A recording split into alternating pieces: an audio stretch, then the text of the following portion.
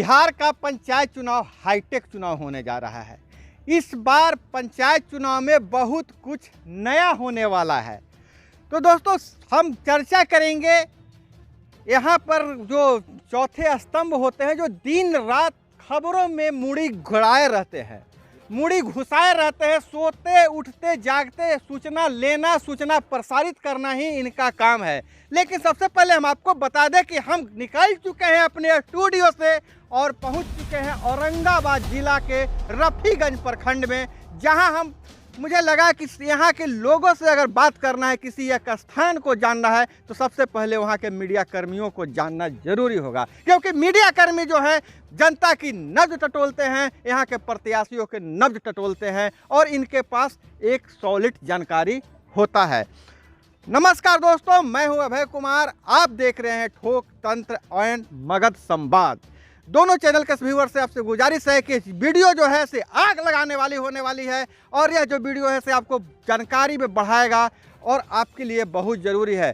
तो फटाफट अब चैनल को पहले सब्सक्राइब कर लीजिए, वीडियो पसंद आए तो एक लाइक ज़रूर कीजिएगा। और हमारे साथ हैं रफीगंज के वरिष्ठ पत्रकार सुनील मिश्रा जी, जो कई चैनलों और अखबारों में लिखते हैं और हमारे उस तरफ है जिनको जाना पहचाना था चेहरा। गौर से देख लीजिए इस इंसान को, हमेशा आपके सामने आके जानकारी देता है, जिसको कुछ लोग बकर बकर भी कहते हैं। तो सुनील बॉबी जी और हमारे जो तीन लोग हमारे साथ और तिकड़ी का परिचय खुद देंगे। सर आप अपना नाम बताइए। कुणाल सिंह पत्रकार। कुणाल सिंह जी हैं। और आप कौन है सर? मेरा नाम संदीप कुमार हुआ, पत्रकार। आप सर? मेरा नाम पप्पू यादव हुआ। पप्पू यादव जी जेल में हैं?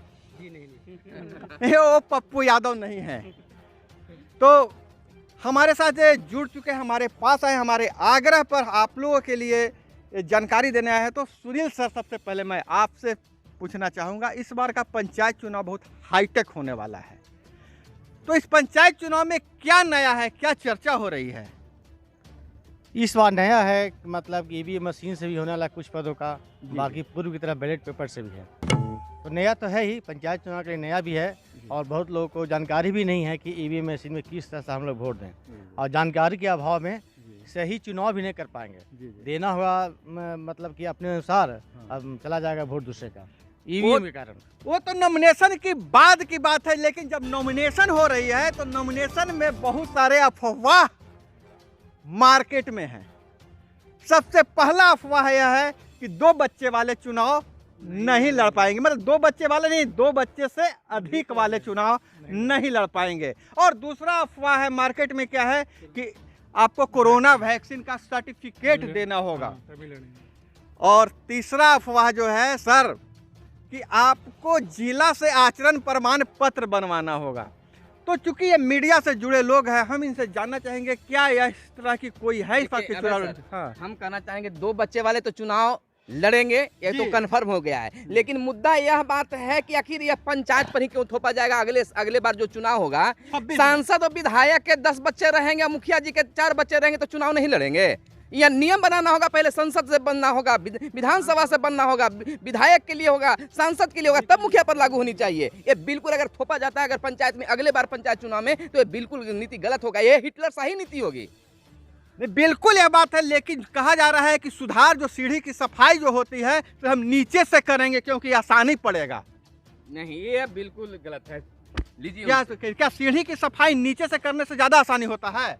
नहीं, वैसा तो नहीं है, लेकिन इस बार नीचे से ही अभी तो बड़े पदाधिकारी द्वारा बताया जा रहा है कि 2 बच्चे होंगे तो चुनाव नहीं लड़ेंगे। लेकिन अभी भाई साहब भी बोले कि पहले सांसद विधायक हो चाहे तो फिर बिल्कुल सीढ़ी की सफाई अगर नीचे से करेंगे तो ऊपर से गंदगी नीचे की ओर आ जाएगी, इसलिए सीढ़ी की सफाई छत से शुरू किया जाए और उसके बाद वो साफ होते हुए। वैक्सीन की सवाल है तो इसके लिए सर्टिफिकेट की जरूरत नहीं है, लेकिन जो उसमें भरने के लिए फॉर्म आया है उसमें यह जानकारी देना है कि आपने कोरोना वैक्सीन लिया है कि नहीं। ऐसे भी अगर कोई जरूरत नहीं भी हो तो समाज को बचाने के लिए, देश को बचाने के लिए, राज्य को बचाने के लिए, दुनिया को बचाने के लिए हम तमाम लोगों को वैक्सीनेशन करवाना होगा। यह अपील भी हमारे व्यूअर्स के लिए होगा। जी जी बिल्कुल बिल्कुल। क्या आपको क्या लगता है? बहुत ही अच्छा है, मतलब जांच होना ही चाहिए। इसे क्या होंगे कि जो मतलब आगे का जो अफवाह है कि जो कोरोना वैक्सीन नहीं लेंगे उनका मतलब पुराना दूसरा बार अटैक हो सकता है, कम से कम इससे तो बचेंगे ही। लेकिन चुनाव आ रहा है, मतदाताओं को प्रशिक्षित होना बहुत जरूरी है। लेकिन एक सवाल और उठ रहा है कि इस बार जो है पंचायतों में ज्यादा युवा चेहरा आ रहे हैं, और तो क्या युवा चेहरा आकर इस समाज के हर गांव के गली का विकास करा पाएंगे? युवा से ही पूछ लेते हैं। क्या आपको देखिए लगता ये है? बहुत देख रहे हैं कि हर क्षेत्र में आज युवा, दर्शक को बताइए। आज देखिए कि हर क्षेत्र में युवा बढ़ चढ़ कर हिस्सा ले रहे हैं। जैसे हम ही लोग खुद है जो पत्रकारिता क्षेत्र में हिस्सा ले रहे हैं, इसी तरह से हमारे प्रखंड क्षेत्र के कई युवा जो हैं से बढ़ चढ़ कर हिस्सा ले रहे हैं। हमको कहने का मतलब है कि युवा क्षेत्र जो बुद्धिजीवियों से तो सीख ले ही रहे हैं, मगर युवा में भी एक अलग तरह की जोश होता है, एक अलग तरह की सोच है जो अलग तरह से कार्य करेंगे, अलग तरीके से कार्य करेंगे। तो हमको लगता है कि पंचायत चुनाव में जो अलग तरीके जो हिस्सा ले रहे हैं, आने वाले समय में एक अच्छी कार्य करके अच्छी तरह से वो एक अच्छा मुकाम पहुंचाएंगे, अच्छा मुकाम बने, विकास करेंगे। लेकिन चुनाव क्यों लड़ा जा रहा है सर, आप बताइए। युवा चुनाव लड़ने आ रहा है तो क्यों लड़ने आ रहा है? क्योंकि देख लीजिए, अभी जहां कभी प्रत्याशी नहीं मिलता था वार्ड में, आज जो वार्ड में सर कह रहे कि प्रत्याशियों की भीड़ लगी हुई है। तो इसके पीछे कारण क्या है, गणित क्या है, मैथमेटिक्स क्या है, थोड़ा सा आप बताने का प्रयास कीजिए। युवा बढ़ चढ़ कर हिस्सा तो ले ही रहे हैं, लेकिन युवा को है कि बढ़ चढ़ के हिस्सा के साथ साथ सीखने का मौका भी मिल रहा है। और अगर आएंगे, अगर जीत जाएंगे तो उनको किताबी ज्ञान हो गया, व्यवहारिक बात बताइए, क्यों आ रहे हैं? हम बता रहे हैं, थोड़ा सा लीजिए। हाँ। कि देखिए, अब मुख्यमंत्री जी जो हैं, जब उनसे एक वार्ड कमिश्नर मिलने गए कि मुखिया जी तो हमको में समझते ही नहीं है, पीछे पीछे लब्बड़ स्टाम्प समझते हैं। हाँ। तो उन्होंने कहा कि कौन सा काम करवाए हैं, तो ये मुखिया जी करवा दिए हैं, हमसे हस्ताक्षर ले लिए। तो कहा कि तो वो काम अधूरा हो गया। जब तक अगर वार्ड कमिश्नर की उसमें भूमिका नहीं रहेगी, वार्ड सदस्य कमिश्नर बोला जाता है हमसे, तो वार्ड सदस्य की भूमिका नहीं रहेगी तो वह काम अधूरा हो जाएगा। तो सरकार जो है महाशय, उनको जो जनप्रतिनिधि से 48 घंटा काम लेता है, दिन में 24 घंटा होता है, और पेमेंट के नाम पर 500 रुपया देती है, उसके बाद कहती है कि हम आपको काम करवाने के लिए। पॉइंट देखिए, ना तो मुखिया जी का बढ़ा, हाँ। और ना पंचायत समिति सदस्य के बढ़ा, ना जिला परिषद के, वार्ड कमिश्नर के। मुख्यमंत्री जी का मानना है कि हम वार्ड कमिश्नर को पावरफुल बनाएंगे। हाँ। तो पावरफुल जब बनेगा, और निश्चित तौर पर सर, अगर वार्ड को पावरफुल बना दिया जाए तो निश्चित तौर हर वार्ड में काम होगा। अभी भी देखिए, नल जल योजना जो लाया गया है, उसमें भी टोटल जिम्मा वार्ड को दिया गया है। और निश्चित तौर पर अगर कोई भी वार्ड अगर एक बार जीत जाए, नल जल योजना को सुधार दे, हर घर में अगर नल का पानी पहुंचा दे, तो उसको कभी हारना ही नहीं है। लेकिन वैसा कोई करता नहीं। आजादी सर, मैं बता दे रहा हूँ सर, यहाँ पर सारे पत्रकार लोग हैं, क्या वार्ड को आजादी मिली है? क्या मुखिया जी का नियंत्रण नहीं है? क्या ब्लॉक में बैठे बीडीओ साहब नियंत्रित नहीं करते हैं उस योजना को? क्या सर, जो वार्ड जो नल जल योजना क्रियान्वयन के लिए काम कर रहे हैं, क्या वो स्वतंत्र हैं? बिल्कुल स्वतंत्र नहीं है वो। वार्ड जो काम कर रहे हैं उन पर मुखिया जो है, मुखिया जी का भी दबाव है और बीडीओ साहब के दबाव है। अभी भी वार्ड सदस्य है वो स्वतंत्र नहीं है, मुखिया और बीडीओ का दबाव उस पर चल रहा है, जिसके कारण अच्छे काम नहीं हो रहे हैं। कैसे स्वतंत्र कैसे हैं? आप बता रहे हैं स्वतंत्र है। हाँ। अगर हम चाहेंगे कि हम खुद से काम करवाएं, तो हम करवाएंगे। हम मुखिया को बात क्यों सुनेंगे और वीडियो की बात क्यों सुनेंगे? क्योंकि हम यहाँ का प्रतिनिधि करते हैं, हम प्रतिनिधि बने हुए हैं। तो हम वीडियो मुखिया की बात क्यों सुनेंगे? जब हमें वार्ड के लिए जिताया है जनता के लोगों ने, तो हम अपना ना काम करेंगे, हम अपने थ्रू करेंगे। अच्छा, ये बताइए कि पैसा किन के खाता में आता है, वार्ड साहब के खाता में कि मुखिया जी के खाता में?